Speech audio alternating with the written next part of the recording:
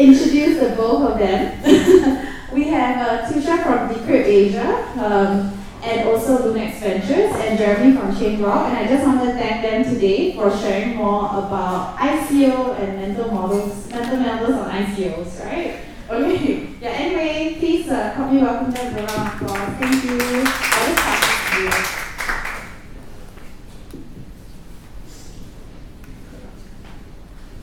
Thanks guys for taking the time out on a Tuesday afternoon and joining us and spending time lunch with us. So a quick introduction, thanks for the introduction as well. So I run the podcast, it's called Decrypt Asia. You can check it out on Apple Podcasts, SoundCloud, Stitcher, or wherever you listen to podcasts.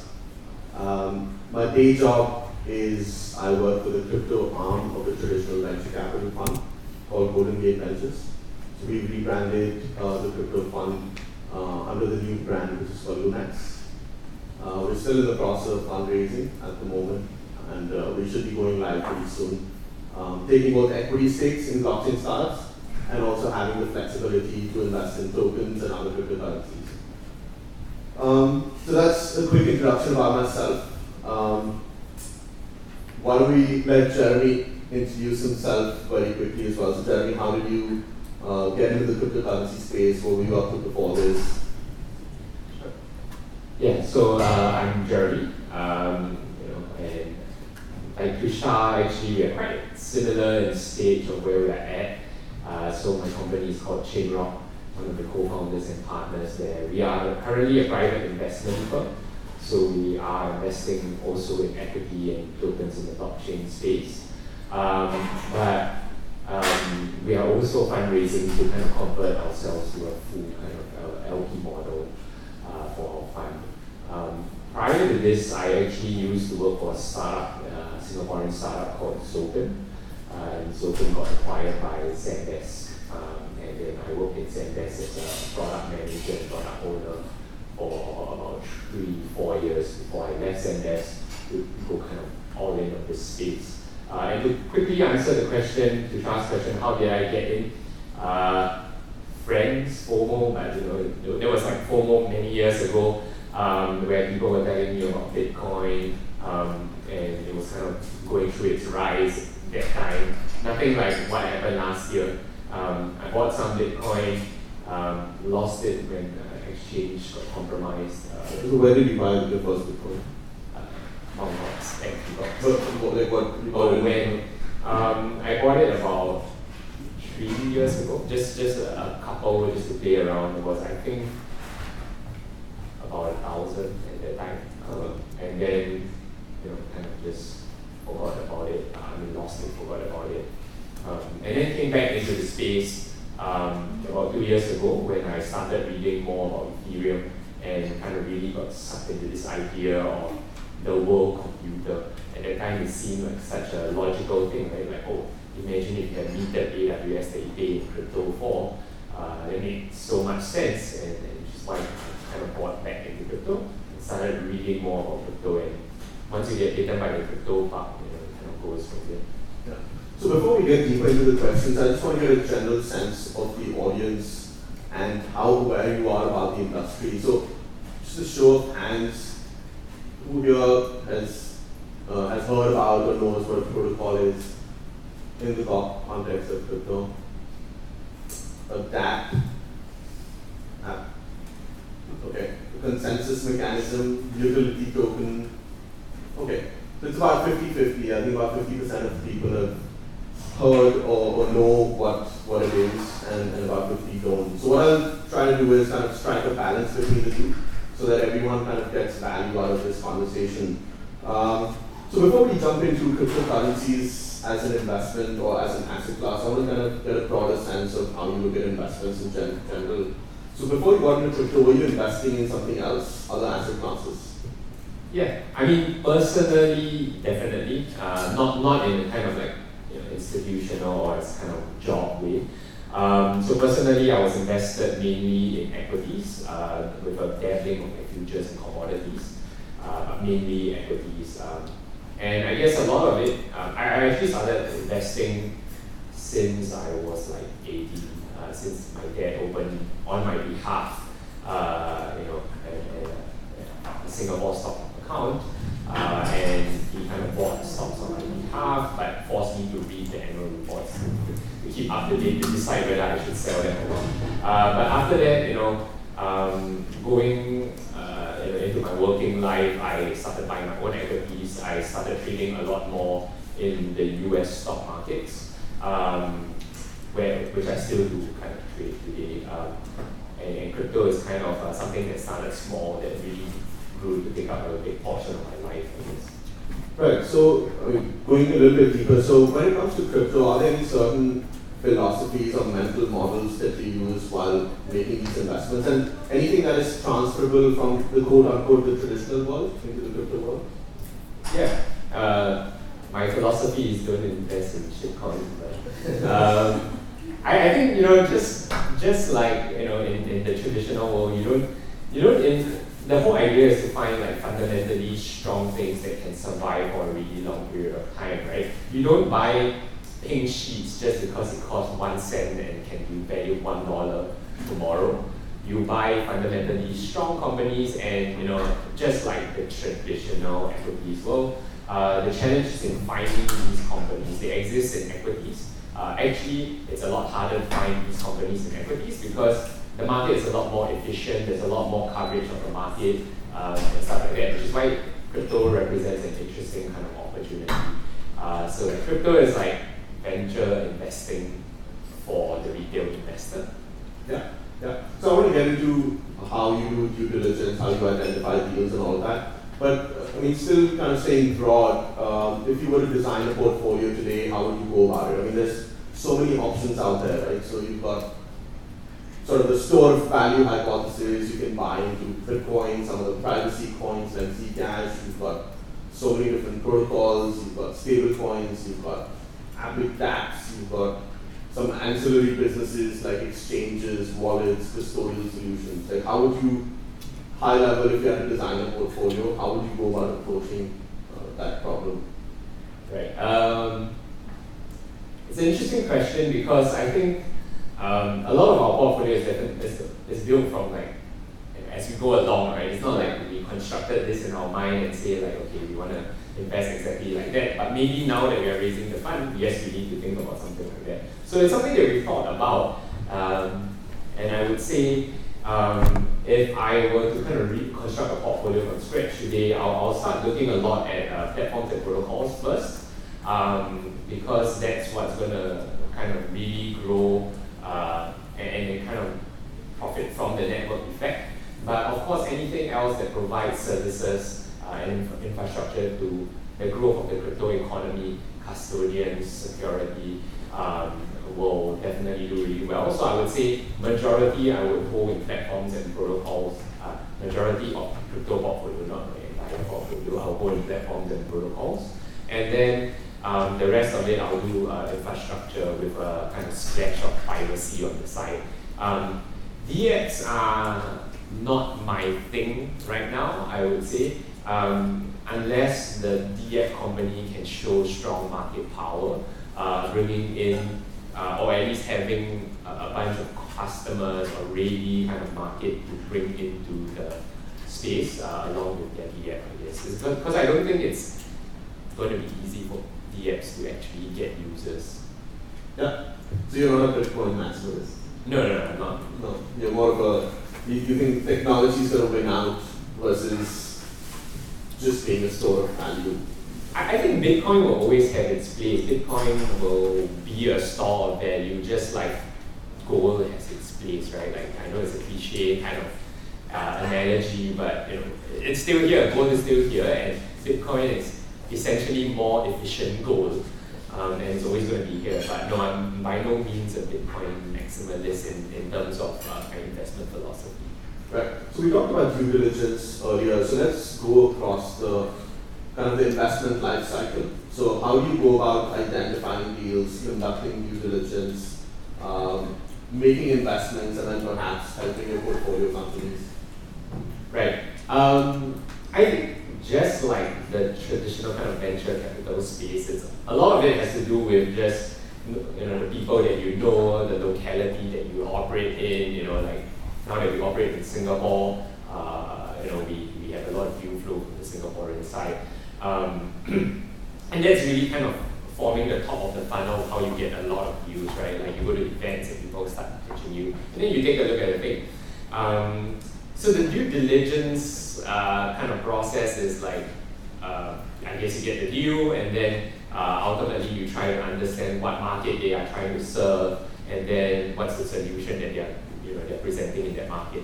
How likely they're going to kind of actually be able to build that solution, and then eventually that gives you the plus a whole bunch of other factors, probability of investment or something like that. Right. So for any entrepreneurs in the audience, is there anything, do you have a thesis in mind? Anything you're on the lookout for in particular at the moment? Any kind of solutions? Yeah, I would say a big part of what we look at right now is the audience that you can address, right? The addressable market, so to speak. And your ability to capture that addressable market, just like any startup, right? So what's the market and what's your product market fit? So I think really that's what we look for. It's not very different from the traditional equities and venture capital space, I guess. It's just that now you have the content in this thing called a token. So let's talk about the token. Are you familiar? I'm presuming you would be familiar with the concept of token velocity, right? So for the benefit of some of the audience members who may not know what token velocity is, I don't mean to put you on the spot, but could you explain what token velocity is? I guess the kind of really high level kind of introduction to token velocity, at least in my head, is like the rate at which and the propensity of the token to change hands between people in your network, right? So a really high token velocity means like it's kind of like cash, right? My same $50 note can go from myself to the taxi driver to the coffee shop uncle, and then the coffee shop uncle to someone else, all within the same day. So that becomes really high velocity. So the idea of the token velocity is just that applied to tokens.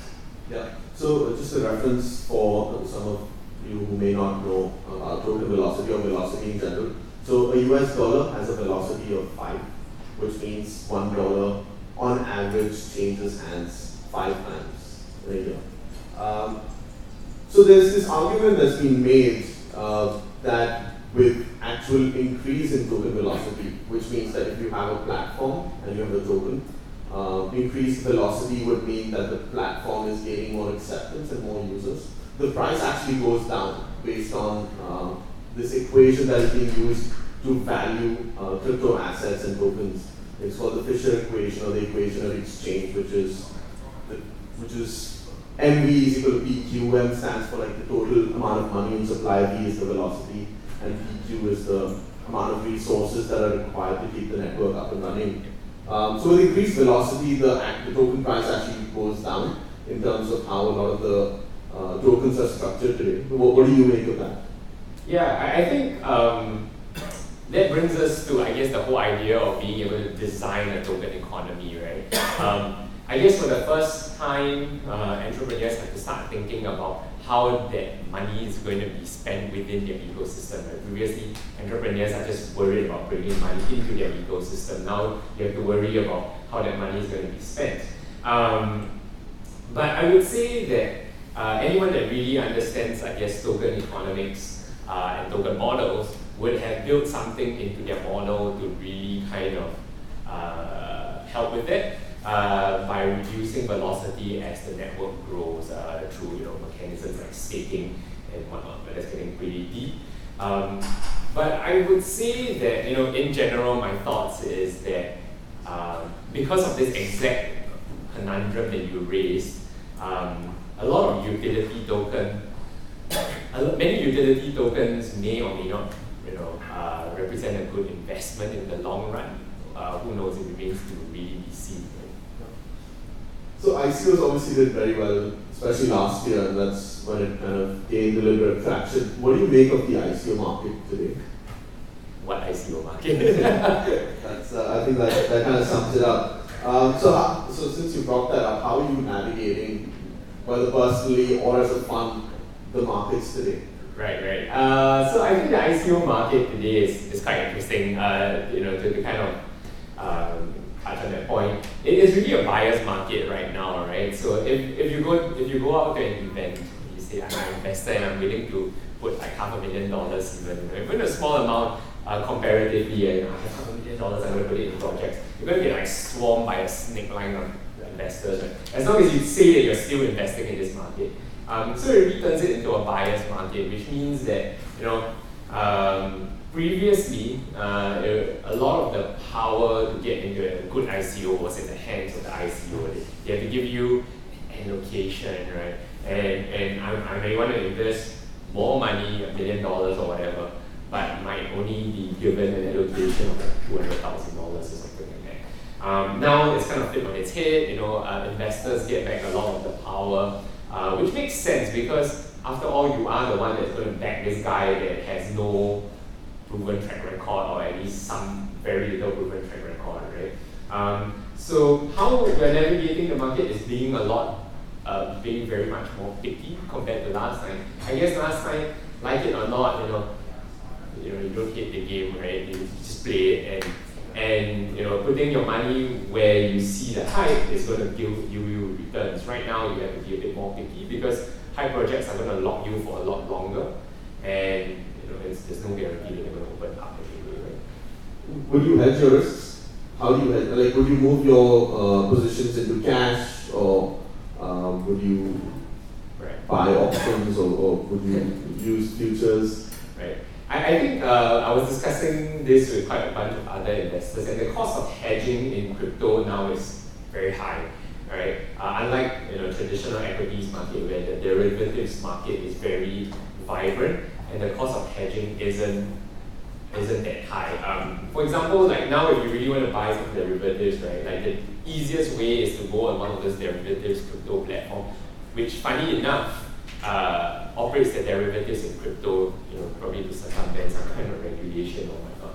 So you're hedging your crypto in crypto, which is also kind of funny.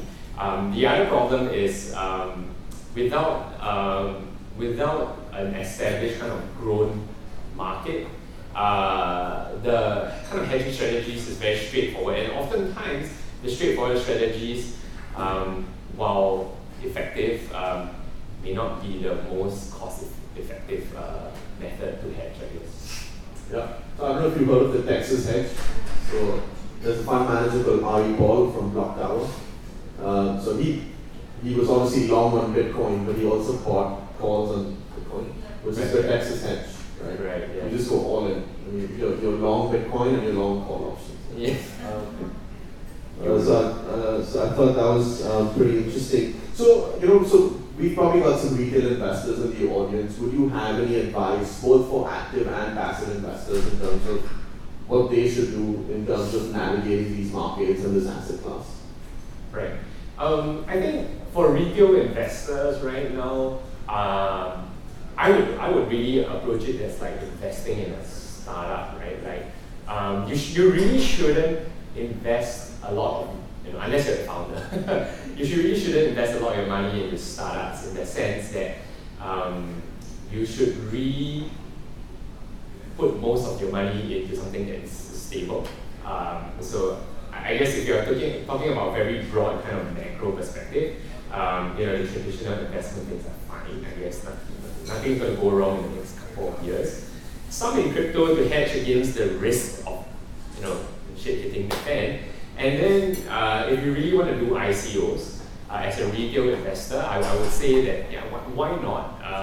But I would kind of approach it like you putting your money into Kickstarter or Indiegogo or whatnot, right? Like you're not going to put 10% of your net worth into Kickstarter and Indiegogo, but that doesn't mean you can't back companies and projects that you like, right? Like if I know my friend is doing some blockchain startup, what's wrong with me putting maybe $10,000 or $5,000 or whatever you can afford in, right?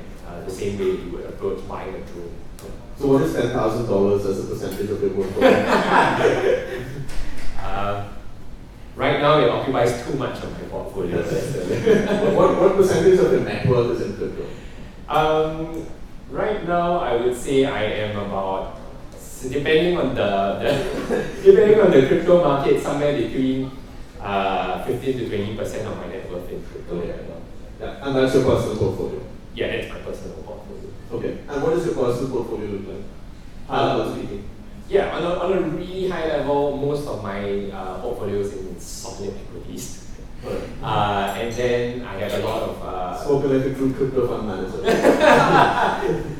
No, I mean, we advocate for our LPs to give us a small percentage of their Absolutely. So you're walking the talk. Yeah. So, solid equities, derivatives on the equities, to hedge it or to kind of get more alpha from it. A little bit of commodities, but not very much. And then insurance and whatnot. I guess we don't really add that in unit trust and whatnot.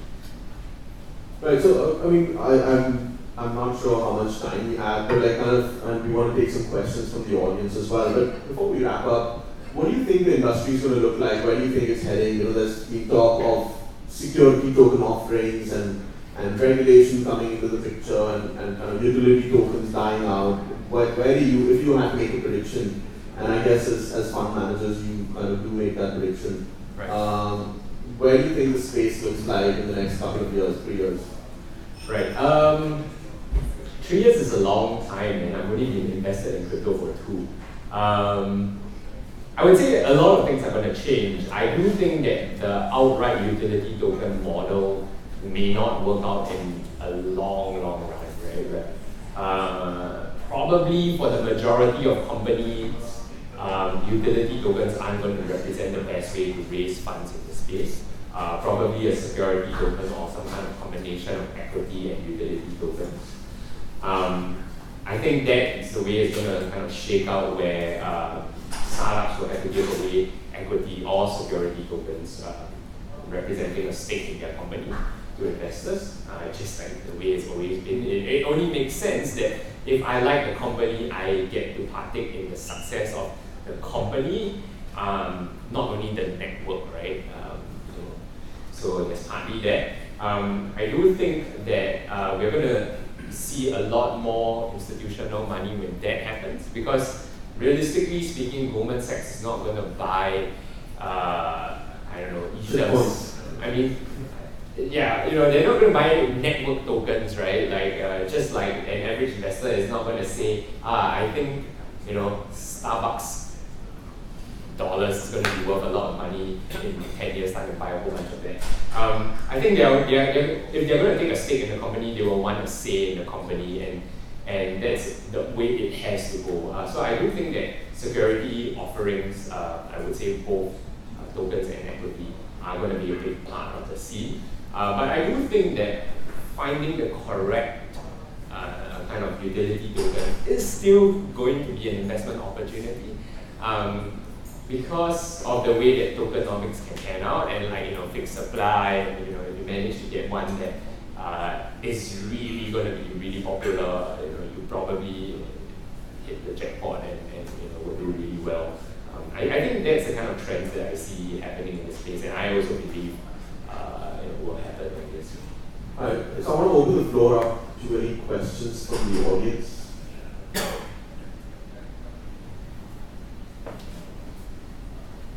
Any questions? Yeah. It sounds like you guys that's okay. Oh. Can you hear me? It's being recorded, so it might be better. It sounded like you guys, your little back and forth on ICOs, that your opinion is it's died down for the moment, or it's having a slow moment. Is that correct? Did I understand that correctly? Yeah. So, I hear you guys are setting up funds. What type of funds are you setting up? And I assume they're not ICO investment type funds. Are they just more trading, algorithmic, value? What are you guys thinking is at this point in time, where do you think the opportunity is for the short term? Right. I think there is still some opportunity in ICOs, depending on the type of ICOs, but I would say it's not for the faint-hearted, and there needs to be a lot of beauty that goes into an ICO company, a lot more than previously, right? I don't speak for Tushar, but at least we are also looking at kind of equity stakes in some of these companies that are doing ICOs. representing a potential kind of compromise between the two. So we, I guess the ICO has a potential of being liquid a lot faster, potentially going a couple of times. And it's kind of hedged by taking some equity stake in the company as well. But with that said, to do an equity investment or even an ICO investment now, it requires so much duty that I don't know if it's like the correct path for a retail investor to go down. Like if I didn't dedicate 8-10 hours of my day to just the blockchain space, I don't know if I would be comfortable investing in a lot of ICOs right now. Yeah, so I think from my perspective and the perspective of Lumex Ventures, so the backstory is that our parent company, Golden Gate, did an equity round for Omise, the parent company behind the Omise Go token, which did very well. The fund mandates didn't allow it to invest in tokens. So basically, Golden Gate invested in the equity round but could not take part in the token round. And so the idea of a dedicated crypto fund was born where the fund mandate would be a lot more flexible. So the way we're looking at it is kind of 3 buckets of investments. So the first bucket is, and this is something that Jeremy is looking at as well, is traditional venture capital investing. So equity stakes in early stage startups in the region, or startups from the US or Europe who see Asia as a very attractive market and want a strategic investor in this part of the world. So that's the first bucket. The second bucket is some of the larger cryptocurrencies. So it could be Bitcoin, could be Ethereum, could be tokens of other major protocols, things that we fundamentally believe in. Now in this bucket, our edge is, so today as a fund manager, your competition is not other funds, it is the retail investor.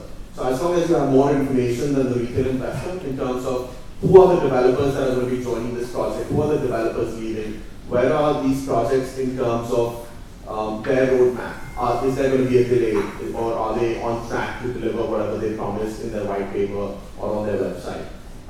So that's where like I'm personally part of multiple working groups of different projects that I fundamentally believe in over the long term.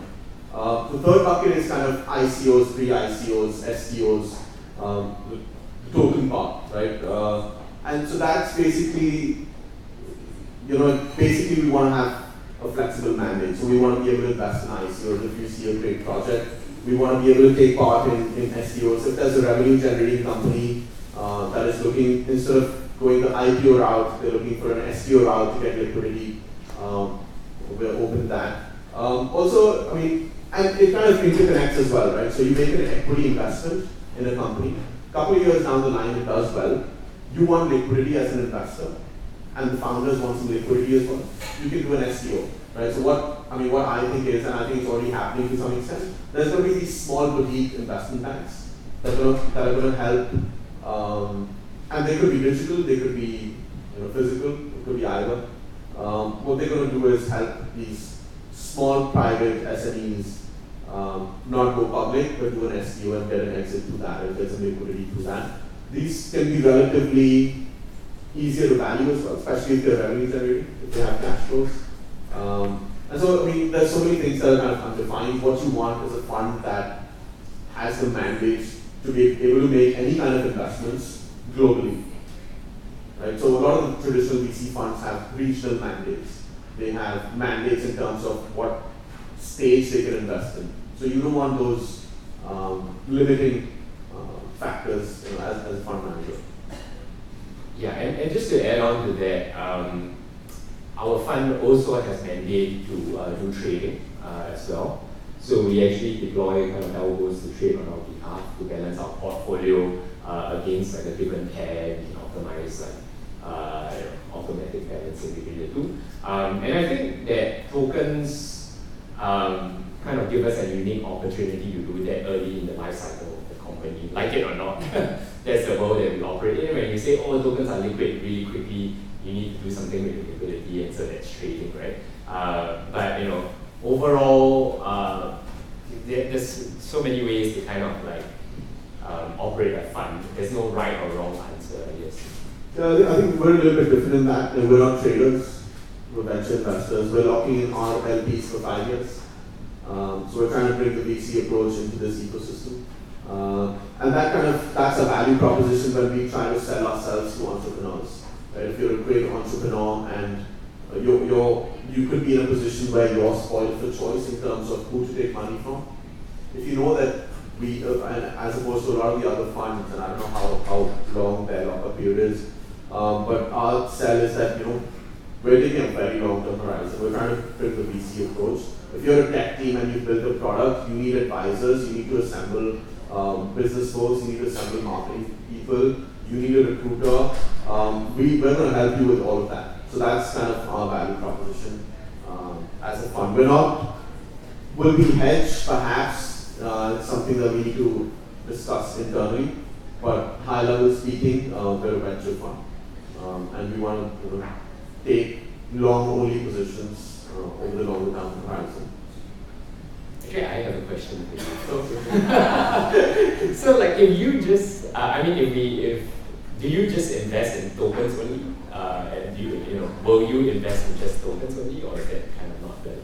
Yeah, so like I said, so we're looking at 3 buckets, right? And the percentages of each of these buckets is not fixed, right? So we can, so say we enter another bull market and tomorrow ICOs become hot again. I mean, we're going to move a significant portion of our portfolio into tokens, right. or suddenly STOs become hot. We're going to move more of our portfolio into that. Right. But we're flexible in terms of the asset allocation. But right now, the best deals we're seeing are all on the equity side. Right. I mean, I asked that question because so we hold quite a large amount of tokens, like in a lot of projects, right? So the funny thing about it is, unlike a traditional equity play, if you hold a large amount of tokens, the company can decide not to listen to you anyway, right? And how do you kind of like work around it? Kind of curious. So you mean, how do you influence the project? Right. How do you make them listen to you? Basically, like, if I own like 5% of your equity or 10% of your equity, I can just be like, legally you have to kind of take my opinion, you have to vote, I can talk to other investors. But like, if I hold 5%, I don't hold 5% of any big tokens, right? But let's say you do, they can just like decide, too bad, you don't get to make that call anyway. Yeah, I think, and that's an issue that's being ironed out as well, right? With things like on-chain governance, where the bigger, and again, not to get too technical, but I think the bigger stake with some of the newer protocols, the bigger economic stake that you have in a particular network, the more of a say you could potentially have in terms of which direction that protocol heads to. So I think those problems are definitely there. Fortunately, not for us, because you already hold tokens. Where we were very strategic in terms of timing the launch of our fund. I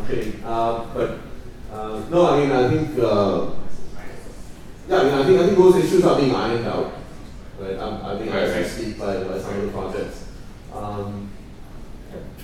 think in general, and this is an analogy that I want to kind of I try to draw as well. Like, say we were in 95, 96, 97, and there were multiple search engines. As a fund manager, as a VC, if you invested in Ask.com, you couldn't invest in Google, right? But today what we have is kind of venture capital economics, but not public market liquidity, but like still more liquid. So what you can do is you can actually, instead of just investing in Ask.com and not being able to invest in the other 4 search engines, what you can do as a fund manager, and it makes the job trickier as well, is that you can assign probabilities. You can say that, okay, these are the 5 protocols. The probability of Ethereum succeeding is this much, the probability of Cardano succeeding is this much, the probability of Icon or EOS is this much, and you allocate your portfolio accordingly. And what you can also do then is 3 to 6 months out, if you change your mind, because these things are relatively liquid, you can actually reflect that change of mind in terms of where you're putting your money. Yeah. Right? The good thing about this ecosystem is that it's allowing for like sort of more liquidity, more flexibility in terms of changing your mind as a fund manager, which makes your job trickier as well. Yeah, I mean, definitely there's a lot more to consider with token investing than traditional equity investing. Yeah. What is your 5 probability of tokens? You want to take that? What's your bet on that? Sorry, I say like what's the top 5 protocols? And what would be your probability? Because you said probability. each other? Oh, this is a really tough question to answer. Roughly. I mean, I won't give you the probability, but I guess if I really were to choose top 5, you can't count on Bitcoin. But Bitcoin is like really just saw value in my head. Ethereum, you can't write off the incumbent kind of king. Then there is Neo, you can write off China. I really like Cardano. Cardano is really well researched in my opinion. And then the last one, I picked something like not really far down, but further out of the top 10 list. It's one called Archain that we are quite bullish on. It's one of our larger holdings. No, I think high level I would kind of concur. I think one of the others that I would consider, and it's a contentious topic in the industry, is EOS. Yeah, I think EOS is interesting. I think that there are some like, if I were to kind of like pick a bunch of runner-ups at EOS for sure. Yeah. Stella is doing great things and really strong in their BD. I think those are always going to do well. Dogecoin, but yes. Yeah. But I think my only problem with Cardano is, which is one of the 5 that you mentioned, is how difficult it is to, from what I've heard from my developer friends, in terms of how difficult it is to build on top of Cardano. And so like, those are factors that you need to consider as well, right? Like Ethereum, they've done a great job at just making it super easy for developers to build on top of it. And so like, those are factors that you kind of need to consider as well. You can have the best tech in the world, but like, you need to make it kind of adoption friendly as well, and have that brand name and marketing, which Cardano does, but it's got to make it easy for people to adopt it also. Not their spokesperson, but they're working on it. Yeah. I follow Ilo, we stay very closely. Yes. Any other questions? Questions? Last question though. She's clapping for my question. So, the question is, a year or 2 years from now, right, when you see the utility token market, is it completely dead? Who will be the final winners? Right, I think we kind of touched on this. I don't think it will be completely dead. I think utility tokens is kind of finding its footing, right? Like, it's really hard to design a token model. It's not so straightforward to say like, oh, I'm going to do this, I'm going to have some staking mechanism, so it's going to cut the velocity whenever it never grows, blah, blah, blah. But I think like, eventually the most straightforward kind of model, token model that I have in my head is you have some security token or equity to represent the stake in the company, and then you have a utility token that runs on your network on blockchain, kind of like Starbucks shares versus Starbucks dollars that you can go to the shop and spend.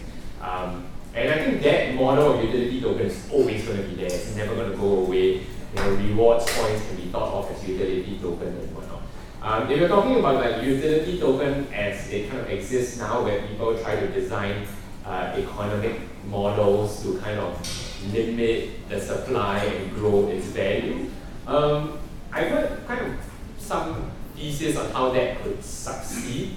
But I would say that it's a lot harder to design a working economy than most people actually believe it to be the case, because if you think about it, right, there's so much that goes into an economy, game theory, actual understanding of money supply and economics and stuff like that, which many startups and many companies even aren't well geared to actually address, right? Like 100, 200 man companies are not going to be able to hire an economist to control their money supply. Right? Maybe Google will, maybe Facebook will, but not the majority of companies. Yeah, I guess some final thoughts on this. I can talk all day, but I think the way I look at it is, and I think Jeremy kind of talked about this earlier in the middle of our conversation as well. As a founder today, you just don't have to worry about your product. You also have another product, which is your token, because you want to make sure that your token doesn't die out. So you're actually like, managing 2 products at the same time. You want to make sure that your actual product, the tech product, gets adoption and it kind of evolves, but you also got to make sure that the token is designed in such a way that it is able to capture some of the value. So like, just to like draw an example, like something like HTTP, the protocol that we use, the founders didn't make any money off of it, the investors didn't make any money off of it. So it was it created a lot of value, but none of the value was captured, right, from an economic perspective. And so, but you want, so as an investor, you want to invest in a protocol where that protocol is creating a lot of value, and that value is being captured as an investor as well. And that's when token economics comes. Yep, I agree. All right, I guess we're out of time. Fine. Thank you so much. Thank you.